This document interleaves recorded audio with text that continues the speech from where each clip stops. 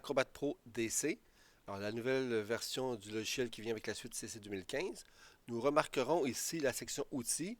Si à l'outil que l'on veut utiliser, on voit le mot Ouvrir, c'est que ça doit apparaître dans la colonne de droite.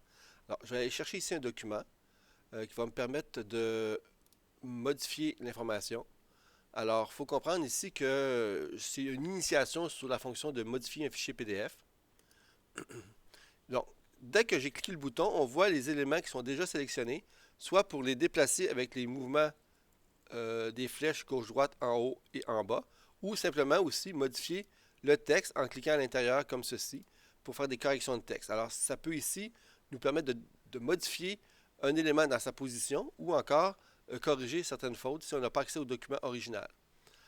Comme initiation, je vous dirais qu'on peut voir ici qu'on a accès à modifier, ajouter du texte, ajouter une image, créer des liens ou faire de l'interactivité par rapport à des fonctionnalités avancées multimédia, recadrer des pages, modifier l'entête et pied de page pour mettre de l'information supplémentaire, ajouter du filigrane à l'arrière, en fait, dans le fond du papier, le fond de l'information pour protéger le document en soi, avec les fonctions de protection qu'on peut obtenir avec les fonctions de base d'Acrobat Pro DC.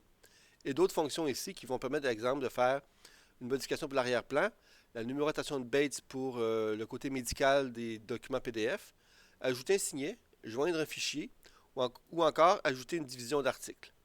Alors c'est un petit podcast qui vous explique ce qu'on peut faire avec la fonction modifier un PDF.